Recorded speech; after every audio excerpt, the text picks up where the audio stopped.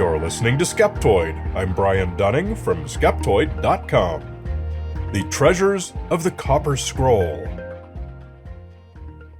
For 10 years, beginning in 1946, archaeologists carefully removed hundreds and then thousands of papyrus scrolls from the Qumran caves in the Judean desert on the shores of the Dead Sea.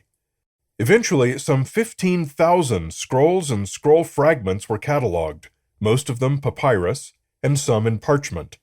Today, we know them as the Dead Sea Scrolls, including the biblical canons, extra-biblical texts, and more, dating from some 400 years around the 1st century. But one particular scroll stands apart from the rest, in every way. It is neither papyrus nor parchment, but a single rolled-up sheet of engraved copper. One scroll out of 15,000. It is not a biblical canon, nor even a literary work of any kind. It is simply a list. It is a list of 64 places, and in each of those places, a fabulous treasure is described. Its value in gold, silver, or other precious commodities, and where exactly to find it. They are the treasures of the Copper Scroll, and today we're going to do our level Skeptoid best to determine whether or not they are, or have ever been, real. The scroll was corroded and far too delicate to unroll and bend it back flat for reading, so it was actually carefully sliced into 23 strips at Manchester University. The strips have since been photographed and cleaned up, and we can now read it. The dating of the scroll is not known precisely and comes mainly from the context of other items it was found with. There's no way to directly date engraving on copper, so archaeologists look instead at where it was in the cave, behind other scrolls that can be dated. Those others were mainly papyrus and parchment and can be reliably radiocarbon dated. According to all available lines of evidence, estimates for the date of the Copper Scroll range from 25 to 135 CE, with most archaeologists putting them right about 70 CE. So the alleged treasures would have been hidden prior to that date, so probably sometime early in the 1st century. No indication in the Copper Scroll is given for what the source of these treasures might have been, or for who might have hidden them, or why. But the only realistic source would have been the 1st or 2nd Temple of Jerusalem, where almost all the regional wealth was concentrated through donations and tithes. One question immediately comes to mind, and the answer is no, none of these treasures has ever been found, at least not that has made it into any known record. One possible reason for this is that the instructions are a bit vague. It's like they're all missing some crucial piece of context. This probably helps answer your next question, which is whether you can go and find some yourself. Here's an example entry.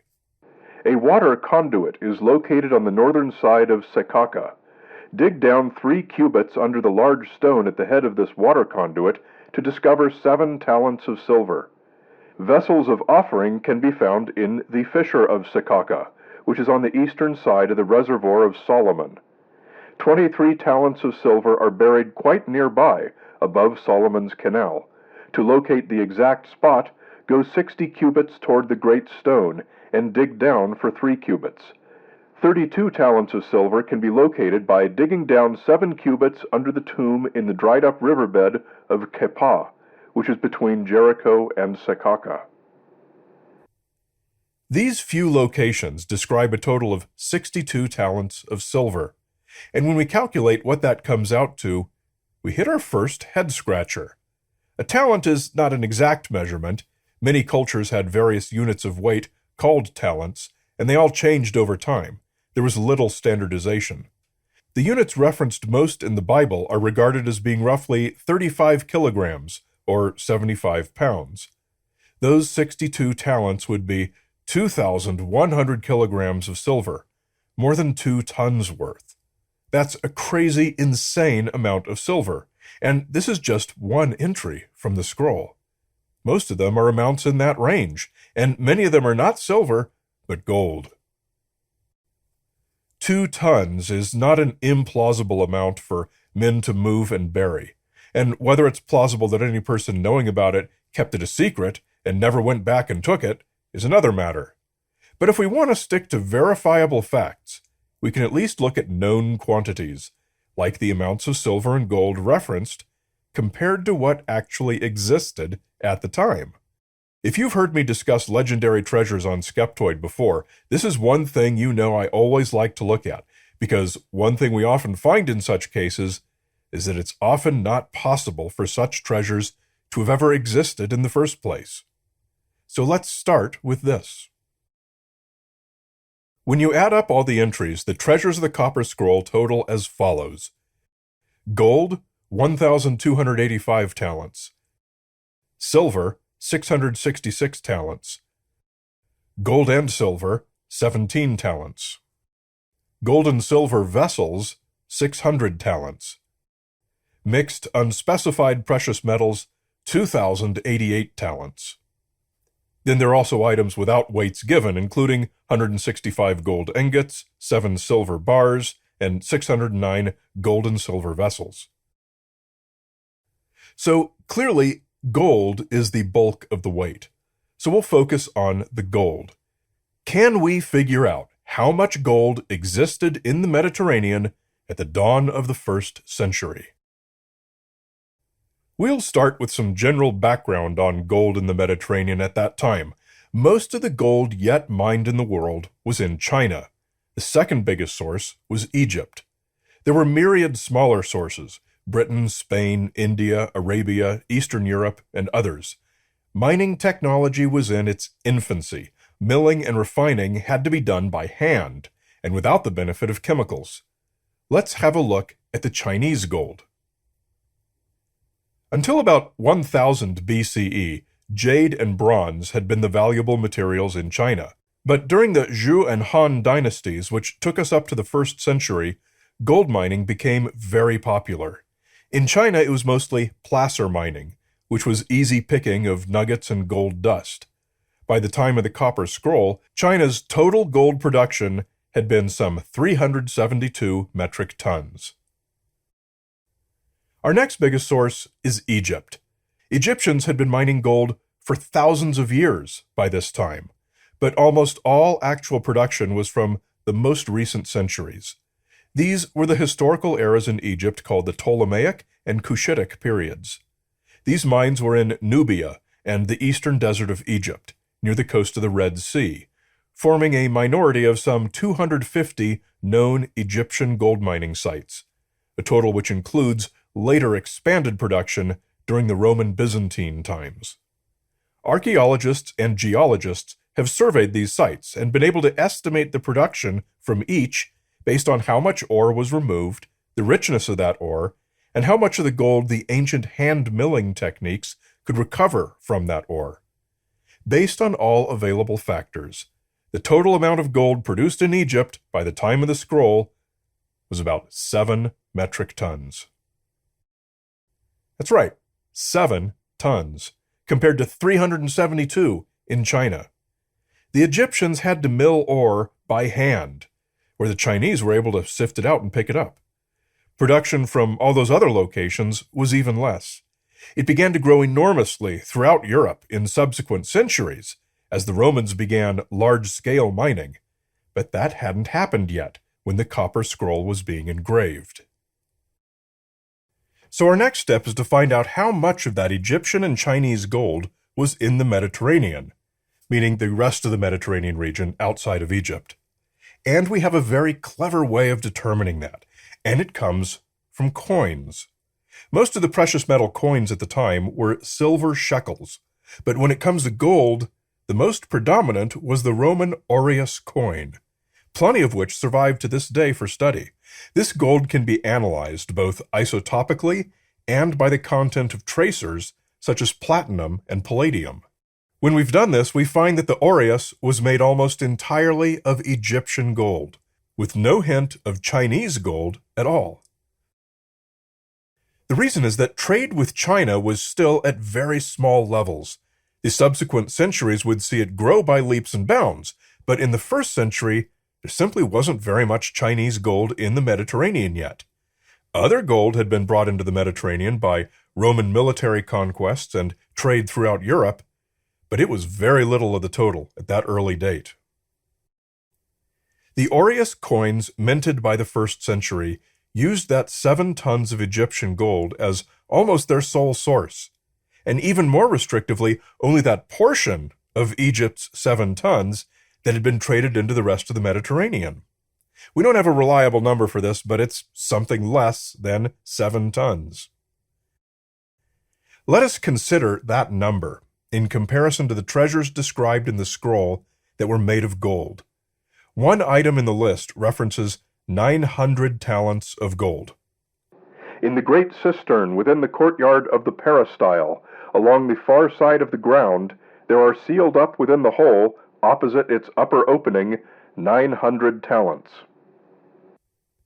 900 talents would be over 31 metric tons, more than at least 4 times as much gold as existed in that part of the world.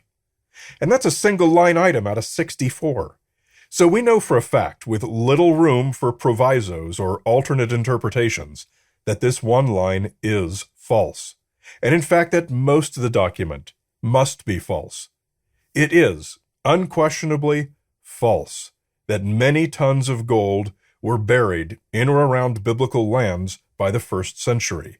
If nearly all of the gold from the entire Mediterranean had suddenly disappeared one day, turning merchants into beggars and emptying the coffers of every temple, one would expect some historical record of the loss. So we're left with 2 possibilities. The scroll is fictional and does not reference actual treasures, or the amounts are all very, very wrong. This problem was evident even to the very first translators of the scroll, John Allegro and Joseph Mielik, both of whom wrote books about it and were very aware of the problem and proposed solutions. Allegro's solution, made in his 1964 book, The Treasure of the Copper Scroll, was that when the local Judeans said talent, they actually meant the mane, the next division down from the talent, and equal to 1/60th of it. His justification for this? We may perhaps compare the English slang dollar for 5 shillings, and even more appositely, the semi-jocular substitution of pound for shilling and shilling for penny among British tradesmen, omnibus conductors, and the like. All one can say for certain is that this supposition gives very reasonable amounts for the treasure deposits of our scroll, and in the notes and elsewhere I have interpreted them on this basis. So he just decided that was the explanation and rolled with it. Simple as that. The copper scroll was in some crazy, loosey-goosey slang, never seen anywhere else in any other ancient text. For this episode, I had to read a lot of all that's been written on the scroll, and I saw 6 other explanations for the impossibility of the amounts, and no 2 agreed. I agree with Allegro that there's one thing we can say for certain, but I disagree with him on what that is. My version, which nearly everyone agrees with, is that we have no idea who wrote the scroll or what its purpose could have been. Why was it written in copper with permanence in mind, when it has no evident meaning? There are no consistent theories on this either. Beyond the simple fact that the treasures referred to were not and are not real, it is simply a mysterious ancient document, the meaning of which died with whoever hammered its inscriptions into the copper and secreted it away into a cave for 2,000 years. I'm going to close this episode with a quick disclaimer. I am confident in the conclusions I made, but sourcing references for the stuff with the Egyptian gold in the Mediterranean was very much a patchwork. I found solid references for all the individual bits, but did not find enough to wrap it all together in a way that I think would pass academic scrutiny, particularly in the exclusion of Chinese gold. I do think it's correct, or I wouldn't have presented it, but I also invite anyone with knowledge of these matters to correct me wherever necessary. Just go to skeptoid.com/corrections if I got anything wrong. In the ad-free and extended premium feed, we continue with the thing you knew existed, a conspiracy theory to explain the Copper Scroll based on numerology. To access it, become a supporter at skeptoid.com/numerology. Go Premium.